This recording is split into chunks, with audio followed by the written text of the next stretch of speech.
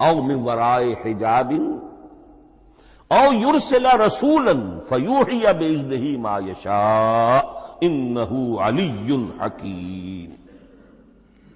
تین صورتیں ہیں کلام الہی کی، یا تو براہ راست اللہ وحی کرتا ہے بغیر کسی فرشتے کی درمیان میں ذریعہ بنائے ہوئے،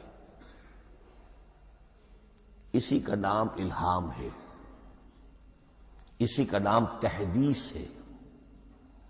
یہ غیر نبی کے ساتھ بھی ہوتا ہے۔ حضور نے فرمایا ہر نبی کی امت میں محدث ہوتے تھے جن سے اللہ کلام کرتا تھا، اور میری امت کا محدث عمر ہے رضی اللہ تعالی عنہ۔ محدث، محدث نہیں، محدث کے معنی ہے علم حدیث کا ماہر۔ امام بخاری محدث ہے، امام مسلم محدث ہے۔ محدث تحدیث سے مفعول بنا جس سے بات کی جاتی ہے، محدث۔ اللہ بات کرتا ہے، اللہ دل میں ڈال دیتا ہے، القاء ہو جاتا ہے، الہام ہو جاتا ہے، کوئی فرشتہ درمیان میں نہیں، براہ راست۔ دوسری شکل کلام کی کیا ہے؟ او من ورائے حجاب، یہ ہمارے علم کی حد تک صرف حضرت موسیٰ علیہ السلام کی شان ہے، استثنائی شان۔ وَكَلَّمَ اللَّهُ مُوسَىٰ تَكْلِيمًا، اور موسیٰ کے ساتھ تو اللہ نے کلام فرمایا جیسے کہ کلام کیا جاتا ہے۔ فرق کیا تھا؟ من ورائے حجاب، پردہ تھا، دیکھ نہیں سکتے تھے، تبھی تو ان کی وہ آتشی شوق بھڑکی تھی۔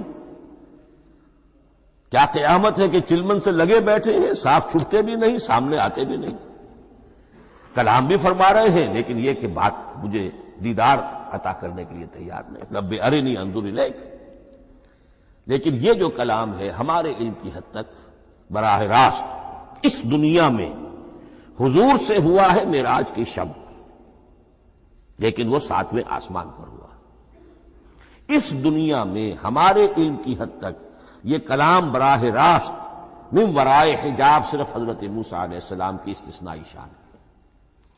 اور تیسرا ہے او یرسل رسولا فیوحی باذنہ ما یشاء، یا تیسری صورت یہ کہ اللہ کسی پیغامبر کو بھیجتا ہے جو وحی کرتا ہے جو اللہ چاہتا ہے۔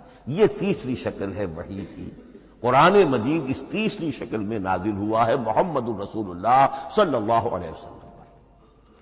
حضور کو جو الہام ہو جاتے تھے، جو حضور کو القاء ہو جاتا تھا، جو آپ کے دل میں براہ راست اللہ کی طرف سے وحی آتی تھی، وہ قرآن میں شامل نہیں ہے۔ اگرچہ حضور کے خواب بھی سچے تھے، وہ بھی اللہ کی طرف سے ہوتے تھے۔